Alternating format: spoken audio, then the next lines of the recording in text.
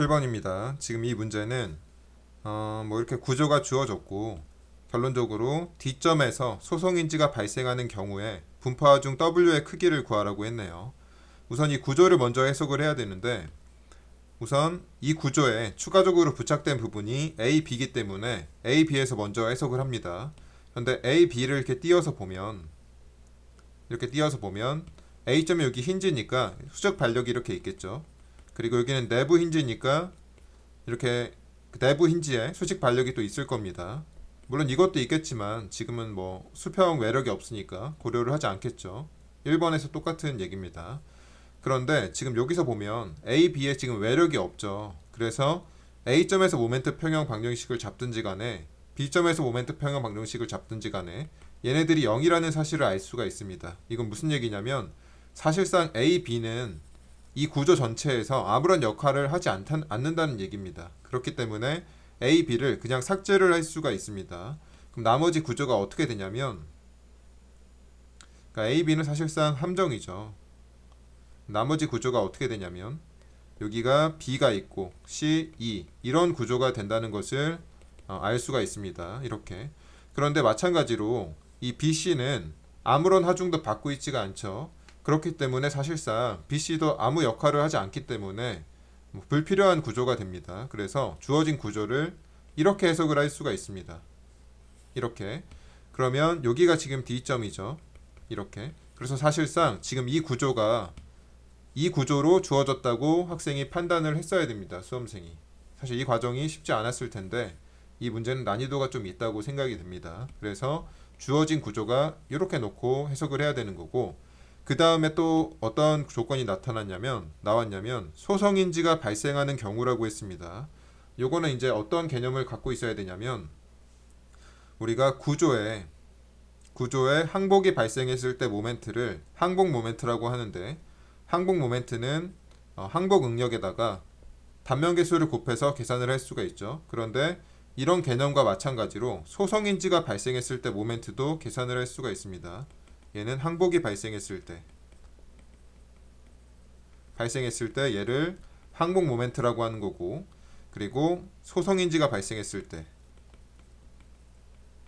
모멘트를 이제 소성 모멘트 이런 식으로 표현을 하게 되는데 얘는 마찬가지로 이 항복 응력에다가 이 소성 단면을 곱해서 계산을 할 수가 있습니다.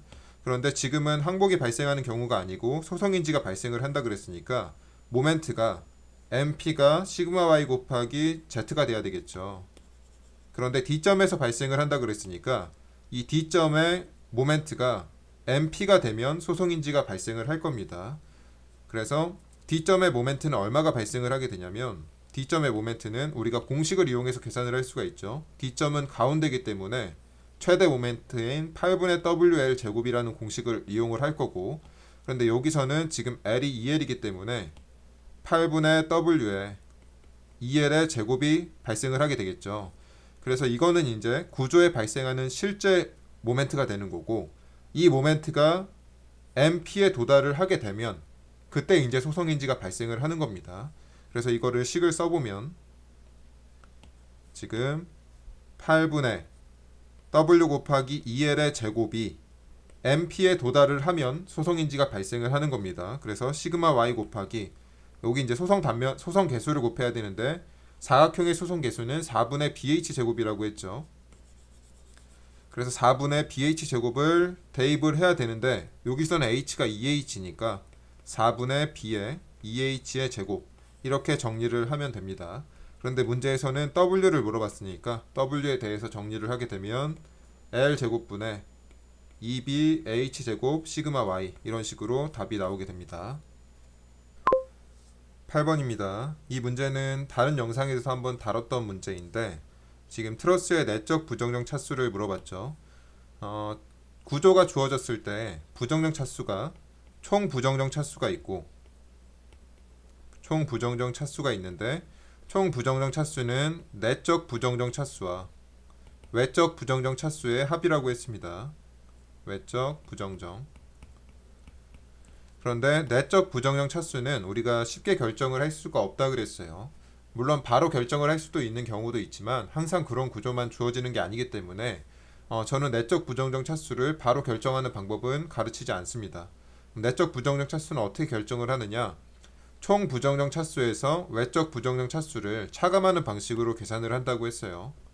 내적 부정적 차수는 총 부정적 차수에서 외적 부정적 차수를 차감하는 방식으로 계산을 한다고 했습니다. 이 방법이 가장 모든 구조에 적용을 할 수 있는 방법이기 때문에 저는 이 방법을 강력 추천하고 있습니다.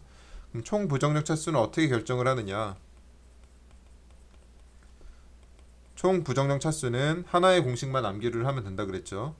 b 플러스 r 플러스 n 마이너스 2j라고 했고, b는 부재수라고 했고요.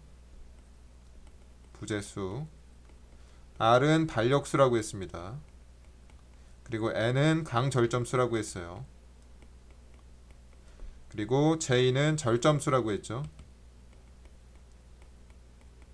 그래서 하나씩 세보면 우선 부재수부터 세보겠습니다. 1, 2, 3, 4, 5, 6, 7, 8, 9, 10, 11, 12, 13, 14, 15, 16, 17, 18, 19, 20, 21, 22, 23, 24, 25, 26이죠. 그래서 B가 26이 되는 거고, R은 1, 2, 3, 4, 5가 되겠죠. 그리고 강절점수는 트러스에서 0이라고 했습니다. 다음으로 절점수는 하나, 둘, 셋, 넷, 다섯, 여섯, 일곱, 여덟, 아홉, 열, 열하나, 12개죠. 그래서 여기다 12개를 넣게 되면 31-24니까 총 부정적 차수가 7차인 것을 확인을 할 수가 있습니다. 그럼 외적 부정적 차수는 어떻게 결정을 하느냐? R-3이라 그랬죠. 그래서 R이 지금 5기 때문에 5-3을 하게 되면 2죠. 그러면 우리가 내적 부정적 차수를 구하라고 했으니까 7에서 2를 빼게 되면 5라는 것을 알 수가 있습니다. 9번입니다. 지금 이 문제는 10m 단순보가 있는데 여기 전단역도가 이렇게 주어졌습니다. 그리고 옳지 않은 것은 이렇게 물어봤고 밑에 이제 다양한 이제 보기들이 나와 있네요. 이 문제는 우선 지금 전단역도가 주어졌기 때문에 이 전단역도를 이용을 해서 하중의 형태와 모멘트도를 한번 그려보겠습니다. 하중의 형태를 한번 추정을 먼저 해보면 지금 여기 이렇게 있고 여기가 D점이고 여기가 C점이라고 한다면 우선 여기가 전단역도가 5.8만큼 올라갔다는 얘기는 여기에 지금 수직 발력이 5.8만큼 있었다는 얘기겠죠. 그리고 여기 첫 번째 구간에는 전단력의 변화가 없기 때문에 이 구간에 하중의 변화가 없다는 얘기죠. 하중이 없다는 얘기죠.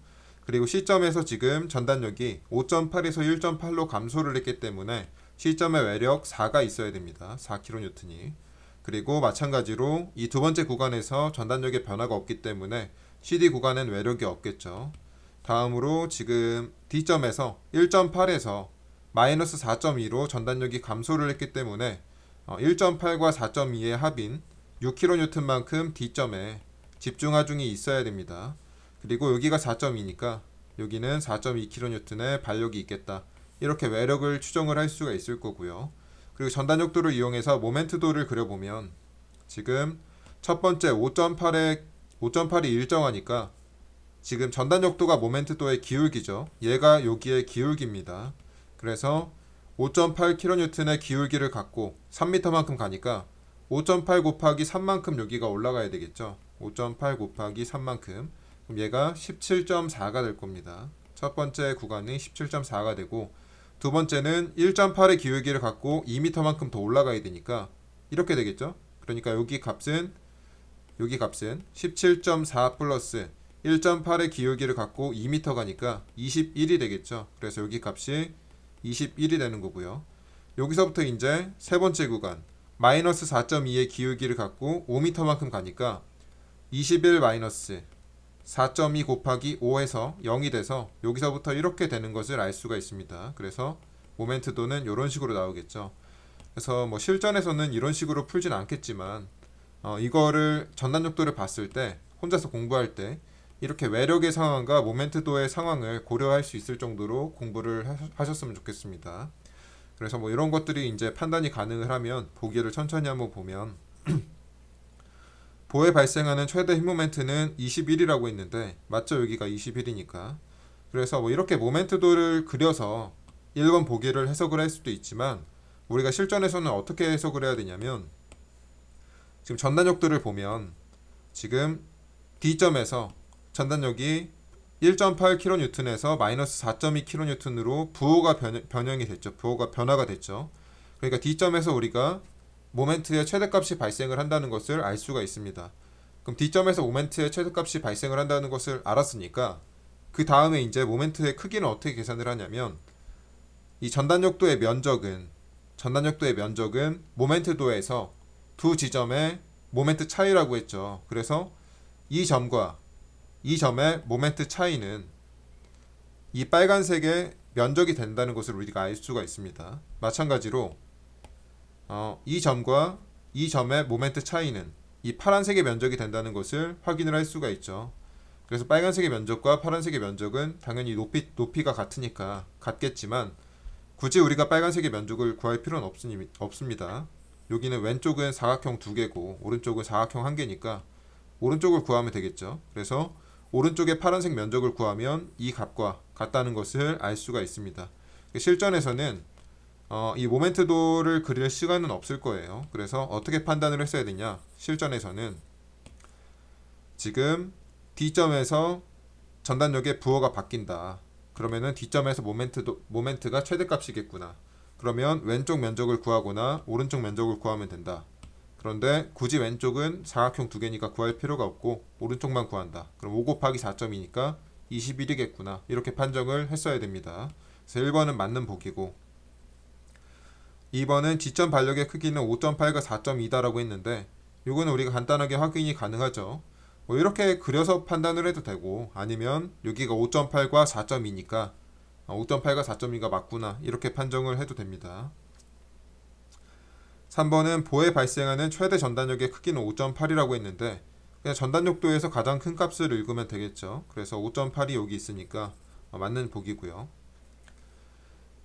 4번은 지금 C점에서 집중 하중이 1.8kN이 작용하고 있다고 했는데 C점에서는 지금 5.8에서 1.8로 감소를 했으니까 4kN의 하중이 작용을 한다고 했습니다. 그래서 4번이 틀렸습니다. 10번입니다. 이 문제는 난이도가 좀 있는 문제고 80점 이상의 고득점을 원하는 학생이 아니다. 그러면 이 문제는 과감하게 넘어가도 좋습니다.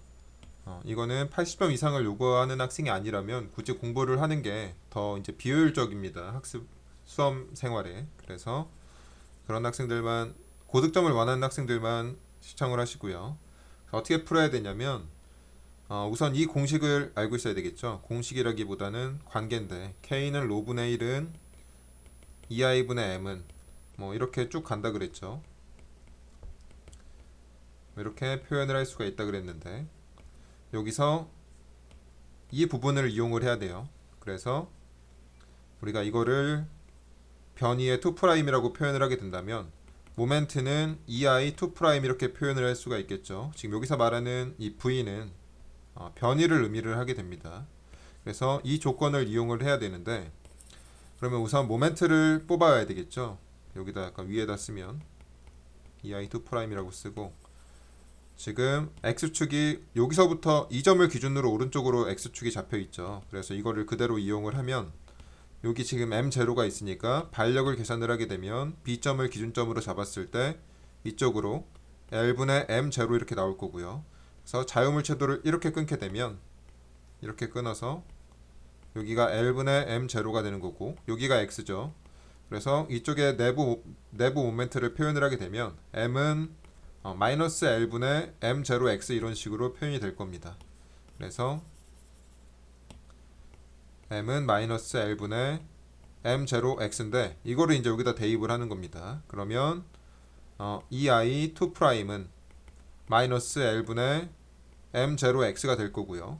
요거를 이제 x에 대해서 한번 적분을 하게 되면 2i 1'은 마이너스 2l분의 m0x 제곱 플러스 c1이 되겠죠. 적분상수가 튀어나와서 그리고 얘를 다시 한번 적분을 하게 되면 2i v가 나올 거고 마이너스 6l 3승분의 6l 아니죠 6l분의 m0x 3승 이렇게 나오겠죠. 그리고 c1x 플러스 c2가 이렇게 나올 겁니다. 그런데 지금 여기 미지수가 있기 때문에 미지탕수들이 있기 때문에 이 적합 조건을 대입을 하게 되면, 경계 조건을 대입을 하게 되면, 적합 조건이 아니고 경계 조건을 대입을 하게 되면 x가 0일 때 처짐은 0이죠.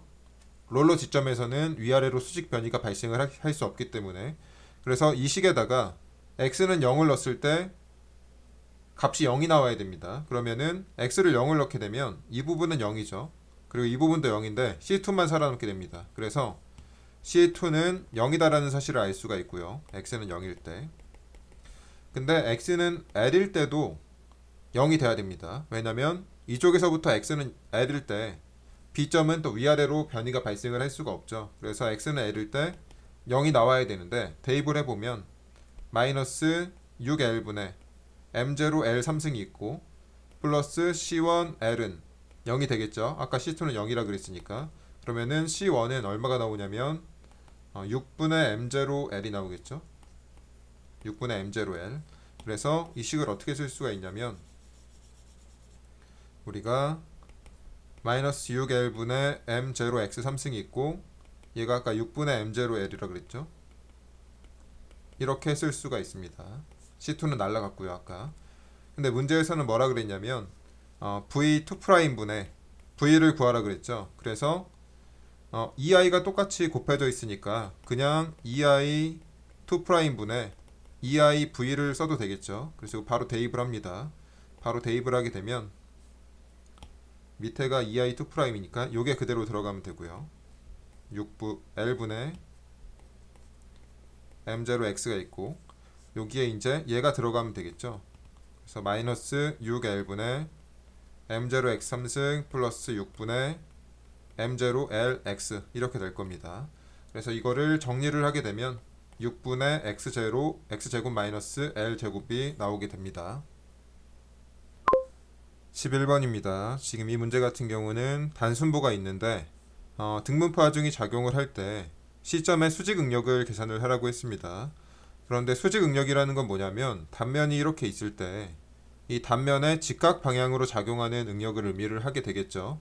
그래서 우리가 이거를 시그마로 표현을 하게 되는데 이 수직 응력을 발생시키는 힘은 제가 이론 강의에 설명을 했었는데 이런 축력이 있고 모멘트가 있다고 했습니다. 그런데 이 구조 자체에 지금 이 수평력이 작용을 하지를 않죠. 그래서 이 축력 N에 의한 수직 응력은 발생을 하질 않습니다. 그래서 모멘트에 의한 수직 응력만 계산을 하면 되는데 모멘트에 의한 수직 응력은 우리가 공식으로 어떻게 표현을 할 수가 있냐면 시그마는 마이너스 i분의 my 이런 식으로 표현을 하게 됩니다.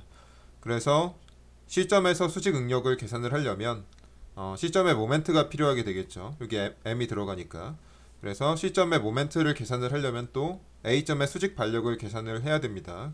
그런데 이 구조가 좌우 대칭이기 때문에 우리가 A점 RA는 전체가 지금 위에서 누리는 게 20kNm/m가 있고 이게 2m에 작용을 하는데 좌우 대칭이기 때문에 절반이 작용을 한다. 이렇게 계산을 해서 20kN을 계산을 할 수가 있고 이제 시점의 모멘트를 계산을 해야 되니까 이렇게 자유물체도를 끊으면